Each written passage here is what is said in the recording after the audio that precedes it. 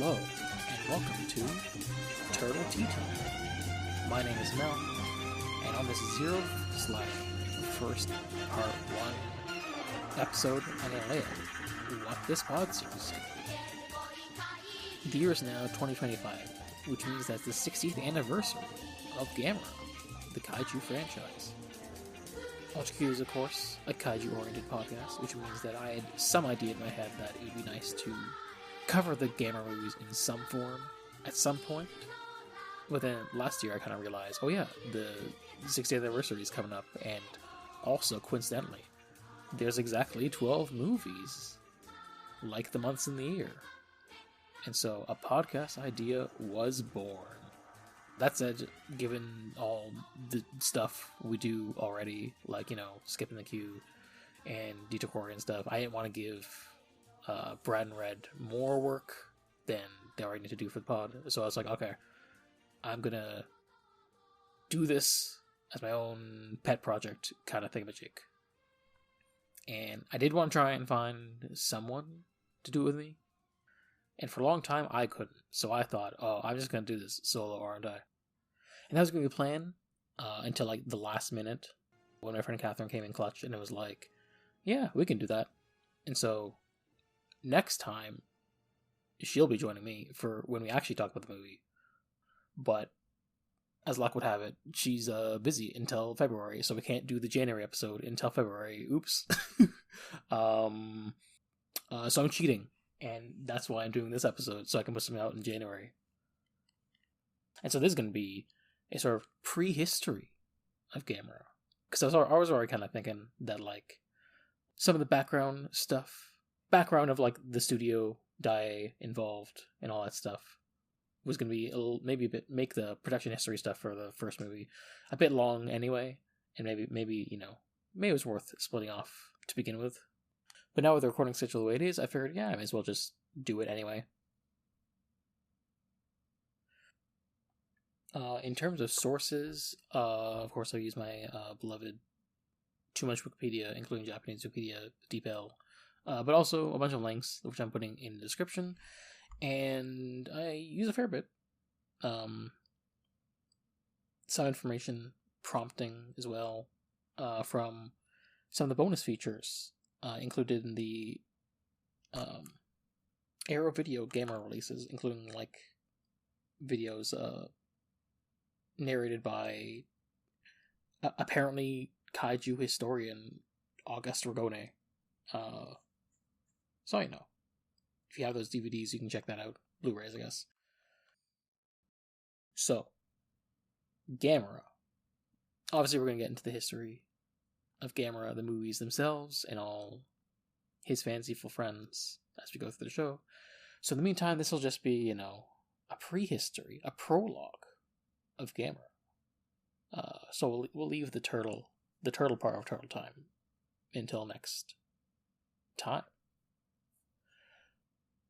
For now, though, let's get into it. The story behind Gamera and its film studio, Daiei, are deeply tied to the man known as Masaichi Nagata, a man who we'll see was perhaps one of dubious moral character. Founded in 1912, Nikatsu was the oldest of Japan's film companies and had its heyday during the silent era, producing historical films based in the kabuki tradition, as well as more contemporary-based dramas. Nagata would climb the ranks at Nikatsu during his near-decade-long tenure at the company, but would resign in 1934. The reason for this was a conflict with the new leadership of the company, with Nagata taking issue with the firing of studio veterans, and on the other hand, Nikatsu claiming Nagata had been taking bribes from Nikatsu's rival. Speaking of, by this time, Nikatsu was facing steep competition from Shochiku.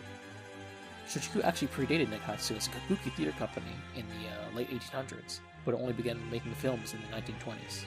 Not only that, they would actually produce the first Japanese talkie films in 1931. Notably, Shochiku had also adopted a more realist approach to acting, imitating the style of Hollywood, as opposed to Nikatsu's, of course, kabuki-based acting methods. The year before Nagata's departure, in 1933, Nikatsu had sought to expand and open a new studio in Tokyo. Shochiku sought to undermine its rival by establishing another subsidiary in the area. Incidentally, in 1934, Daiei Eiga will be established, with Nagata as head and often taking a producer role in the company, which would also be true for his later history with Daiei, by the way. While I couldn't determine concretely if Daiei was itself a proper subsidiary of Shochoku, a number of its films are distributed by the latter company, and it's alleged some of the funding to the studio also came from Shochoku. At the very least, it seemed to be, in the orbit. In any case, Daiei Eiga, while seeming to put out some bangers such as Osaka Elegy and Sisters of the Gion, was shut down nearly 2 years later. Nagata would then go on to head the Kyoto branch of Shinko Kinema, which was also a satellite studio of Shochoku. The very next year, 1937, would bring 2 big changes to the Japanese film industry. First, Toho would be formed out of the merger of several companies and would enter the state as a major player in the film industry. Second, Japan begins its invasion of China in pursuit of colonialist expansion. That's right, World War II is here. The onset of the war would mean the film industry would be incorporated into the general war economy. Naturally, this included imperial government oversight and the production of nationalist or war propaganda films. Because film stock was considered a war material, it would be made available to studios depending on their compliance with imperial policies. One of my sources, the Japanese Film Database, notes that Toho was the happiest of all the major studios to comply with government pressure, becoming an active and prolific producer of wartime propaganda in the form of so-called kokusaku eiga, or national film policy films. In no small part to the apparently lifelike special effects of Eiji Tsuburaya. Listen to the main show for more on that. Of course, anyone can tell you that it's easier to be in charge of a few people rather than more.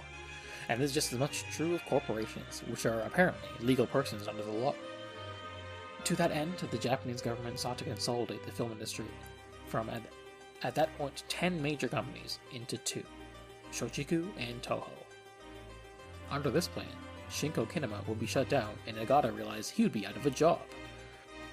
So he decided the best thing to do was make a fuss about it, and call it out as a plan by Shochiku and its president, Shiro Kido, with whom he had evidently developed something of a rivalry with, while ostensibly being subordinate to, calling it out as a plan to control the industry, which isn't, probably not untrue. This gained Nagata the support of other members of the industry, who chose him to lead a sort of counter-proposal committee. The result was that Nagata proposed to the government an idea to adopt a 3-studio system instead. The red meat, to sort of entice the government to the proposal, was that unlike the other 2 studios which had been established pre-war and had developed strong independent management, this new studio would have a weaker administration and could be one of closer ties, and therefore to be subject to greater control by the imperial government.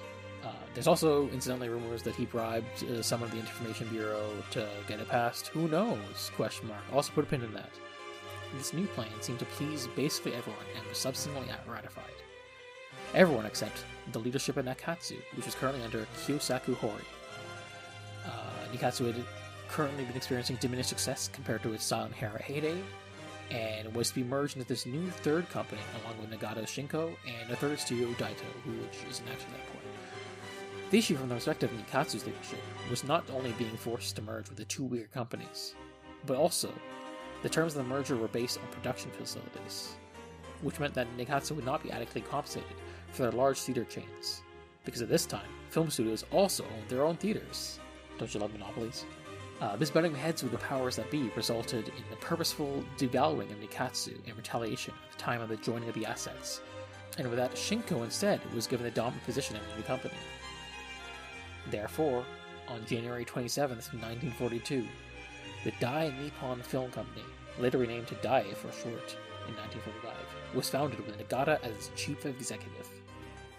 The president was not decided upon until the following year when they brought on the novelist Hiroshi Kikuchi, but in the meantime Nagata took on additional tasks for himself.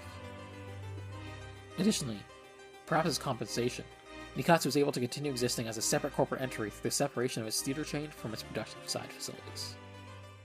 This meant, however, that Daiei started off as a bit of a disadvantage, with few theaters of its own to speak of. Daiei would also struggle to find its own niche compared to the other 2 studios, especially since Toho had long cornered the urban markets specifically. Also, Nagata at some point was arrested for the aforementioned bribery rumor, but then he was let go a month later. So, make it that way, you would, I suppose. Anyway, 1945, and World War II ends with the Japanese defeat, an American occupation, and a lot of the existing power structures being kept in place because defeating socialism was more important to the capitalist imperialists. Even so, while all the major players in the film industry continued into the post-war era more or less intact, the US occupation was not fully hands-off. Putting aside, of course, the cultural impact of the defeat, to say nothing of the atomic bombings, which, had a teensy influence on the kaiju genre. Just a bit. Certain members of the film industry would at least be temporarily purged by the occupation authorities for their wartime contributions.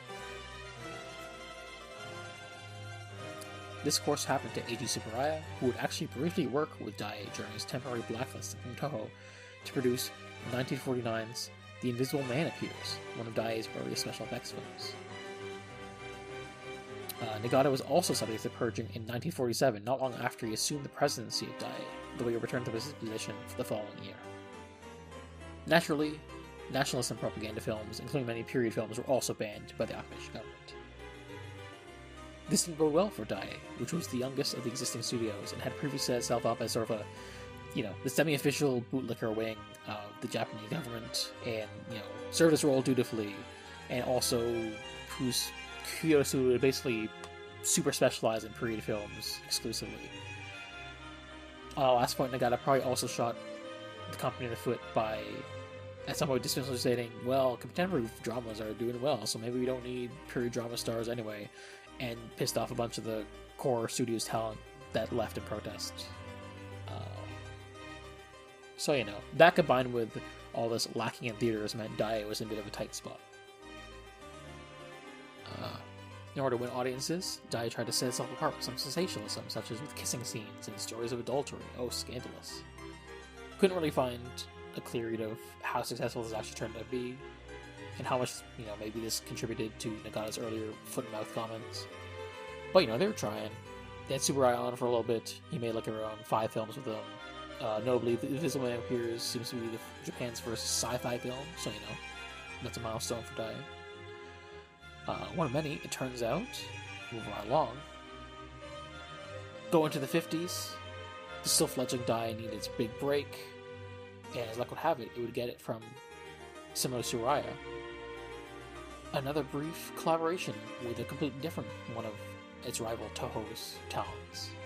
You see, in the late 40s, and some of this may be familiar to you if you listen to Ultra Q, Toho was embroiled in a major labor strike, where the workers' union occupied production sites and Toho management withheld pay. This occupation was eventually broken up by the police and military, because, once again, imperialists have to defeat socialism. This conflict led to many departures from the studio, with some of the more moderate / maybe scab-minded workers forming a new studio, Shinto, which at least for temporarily would become a major player in the industry in its own right. One notable departure from the studio at this time was Akira Kurosawa. In 1936, Kurosawa had joined Toho at the age of 25 and had developed his skills in the previous decade, having recently transitioned from a screenwriter to a directorial role in the post-war era. However, the violence and turmoil on display from both sides, in his view, during the labor strike left him disillusioned and left the studio that he once called home. His first post-Toho film, The Quiet Duel, was actually a Daiei film as well, but while a box office success, it didn't make a big splash. His next 2 films, Stray Dog and Scandal, would be collaborations with Shinto and Shochiku, respectively. Afterwards, though, it seemed that Daiei approached Kurosawa for another film. Kurosawa pitched a film he had been trying to get off the ground with little success, and even Nagata was apprehensive because of how unorthodox it was, but eventually relented given that the project would ultimately be a small-budget film. The screenplay was written with Shinobu Hashimoto, and adapted the Ryunosuke Akutagawa short story In the Grove, but the film itself would take its name from a different Akutagawa short story, Rashomon. Released in 1950, the film had a mixed reception, but was still a moderate success.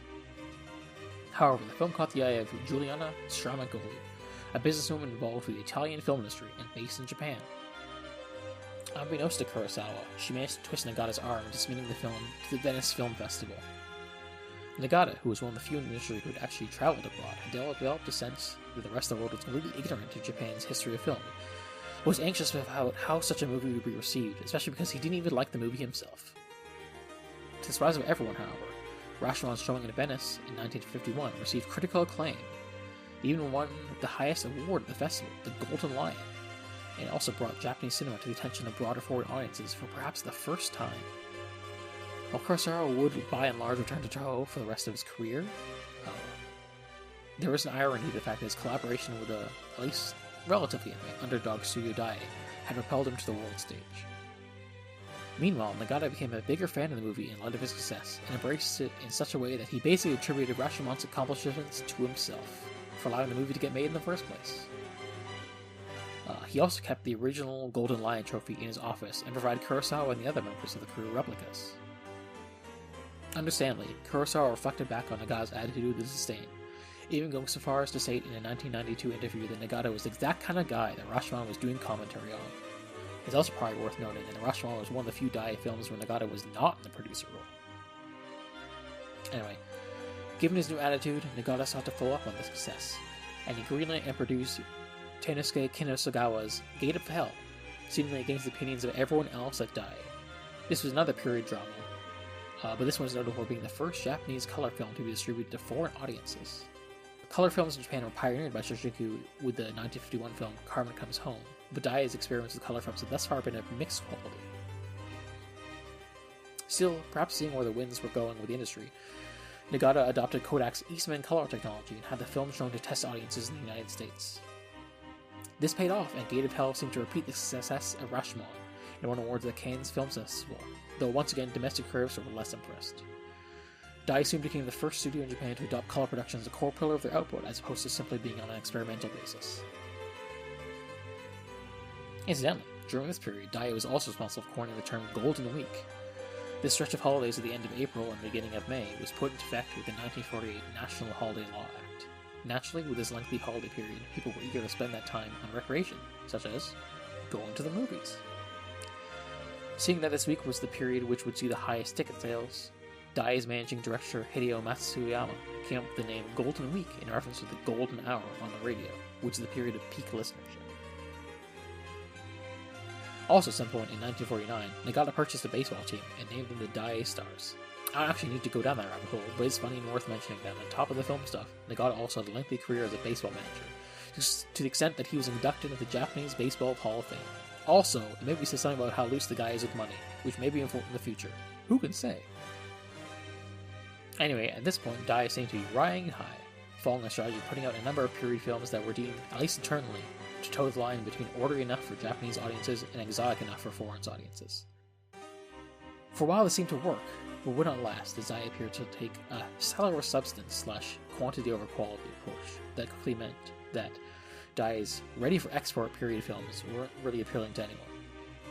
Even as Daiei tried dabbling in some foreign co-productions, such as Princess Wan Kuei Fei in collaboration with the Shaw Brothers. It's also true, however, that the industry has been going through a lot of changes recently. For example, the 50s saw the founding of Toei Studios and the re-entry of Nikatsu into film production. This incidentally led to a fair number of ex-Nikatsu staff at Daiei to go back, and in 1958, Nagata tried to reach out to the other four studios to create the Five Companies Agreement. The ostensible purpose was for the companies to enter gentlemen's agreement, not to snipe each other as major actors and directors, but really it was just meant to block Nikatsu's musically. Funny enough, Nikatsu would themselves join the agreement in 1958, turning it briefly into the Six Companies Agreement until 1961, when Shin Toho would go bankrupt, and it went back to 5. So at this point there was a wider number of players in the field than previously, and each simultaneously were both trying to cast a wide net while finding a particular niche. 1954, of course, also brought about a landmark film, and probably the most directly relevant to the subject matter of the ones we've discussed thus far, Toho's Godzilla.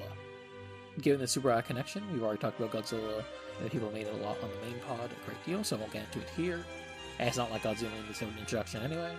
However, the immediate effect of Godzilla on Daiei, and really everyone else, to be honest, was we need to get in on that. The result on the Daiei side was 1956's The Warning from Space, a sci-fi movie about the invasion of starfish-like aliens. The film appears to be notable less for its actual quality, and more the fact that it was the first Japanese sci-fi film in color. Despite being all accounts a weaker and bizarre film by audiences, it appears to have been rather influential, not only perhaps on future output by Toho such as Gorath and Invasion of the Astro Monsters, but also the film left an impression on Stanley Kubrick, who developed an interest in science fiction films and would go on to direct 2001: A Space Odyssey. Special effects director for Warning from Space was Toru Motoba, who would go on to be recruited by Subaraya Productions, contribute to many episodes of Ultra with the original Ultraman. On that note, 1957 would also see Daiei Pod The Invisible Man vs. the Human Fly, a sequel to their first science fiction film. More than anything, though, the film industry by the early 60s was also facing a new challenge. Not by a new entry into the field, but by a new medium altogether, the advent of television.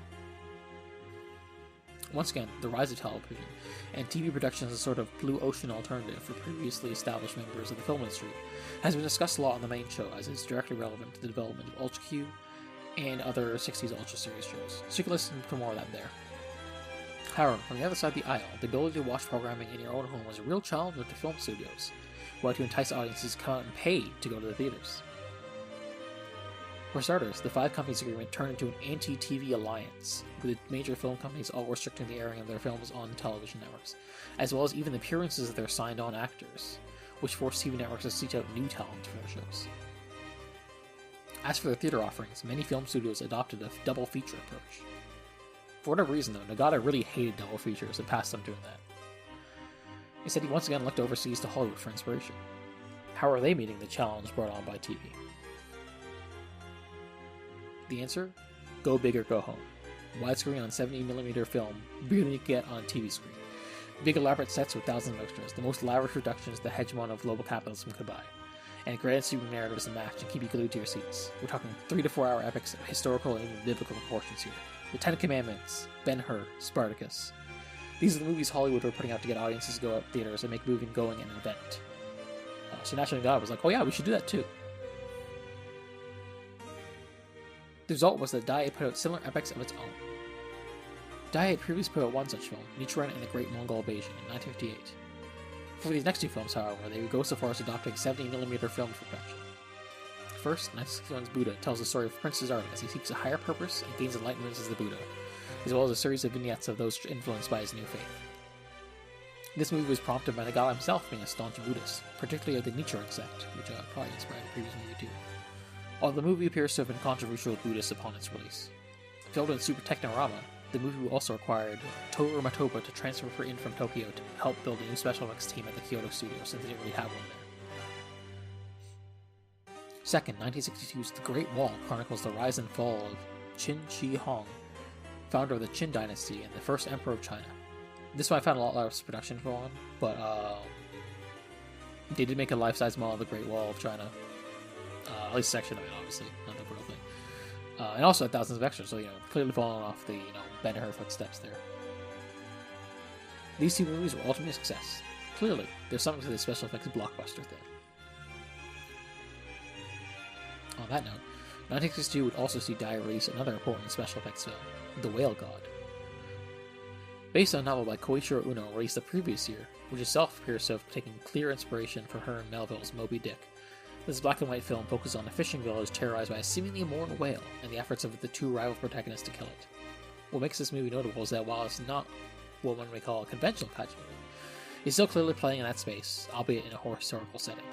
With Toru Matoba once again in the role of special effects director, the film uses both a life-size model and an 18-foot miniature produced by Ohashi Funimori and Ryosaku Tagayama, respectively. By all accounts, The Whale God can be seen as Daiei's first kaiju film. After all, as Jiro said in Return of Ultraman, was a whale if not a kaiju. All this has laid the groundwork for Daiei to maybe consider making a Godzilla-style film of their own. And why shouldn't they? Nagata sure is the kind of guy who would want to take a crack at it for monetary and ego reasons. And meanwhile, by 1962, Toho, not resting on their laurels, had begun a steady stream of successor kaiju films such as Rodan, Mothra, and others. In fact, their most recent release brought back the original kaiju mascot in a big way by pitting him against perhaps the original kaiju from across the Pacific, in King Kong vs. Godzilla. As for how Daiei may go about tackling them as well, that's a story for next time. So yeah, that's the 40-year-ish prehistory of Gamera, which I may have been a little self-indulgent with. Maybe didn't need to do all that, but shut up. It's fine. As for the production of Gamera itself, I'll get to that when we actually talk about the movie next time. For now, though, if you want to follow the show, you can follow us at ultra_Q. That's at ultra_QUEUE on Twitter, or at ultraQ on Blue Sky with no underscore. If you want to send an email, you can send it to ultraqpod@gmail.com. If you have a Gamera specific email, please let me know in the subject line so I know which one to open for next time. You can follow me at DeCrowns on Twitter and on Blue Sky. Yeah, I think that's all the plugs I need for the turtle time for now. Join us next time, presumably in like a few weeks or so, when we'll actually cover the first Gamera movie, or 1965, and look forward to the Year of the Turtle. Anyway, later.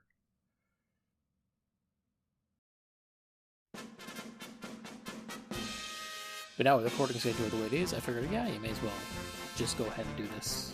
Get something out early. That way, you know, technically the first episode was in the very next year, 1937, would bring two big changes to the Japanese film industry. First, Toho. This butting heads with the powers that be resulted in the purposeful devaluing of Nikatsu in retaliation at the time of the joining of the assets. That Shikatsu, such as with kissing scenes and stories of adultery, oh scandalous, which may have had some success, maybe. Couldn't get a clear read on this. But you know, it tried. Therefore, Daiei tried to set itself apart with sensationalism such as sex scenes. The screenplay was written by Shinobu Hashimoto and adapted the Ryunosuke Akagawa short story In the Grove, but the film itself would take its name from a different Akagawa. The screenplay was written with Shinobu Hashimoto and adapted the Ryunosuke Akagawa.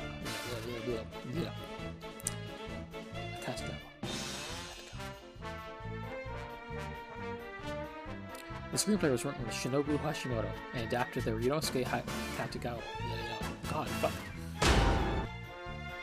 However, the film caught the eye of Juliana Stramago, a businesswoman involved with the Japanese. That's wrong. Understandably, Kurosawa reflected back on Nagata's attitude with disdain, even going so far as to state in a 1992 interview that Nagata was exactly come on me, and greenlit and produced Tanos case. Still, perhaps seeing with a Windsor Girl, 1954 of course brings us a landmark film that is perhaps most actively relatable. Based on a novel by Koichiro Uno, released the same year. Nope. And why shouldn't they? Nagata sure is the type of guy who'd want to make something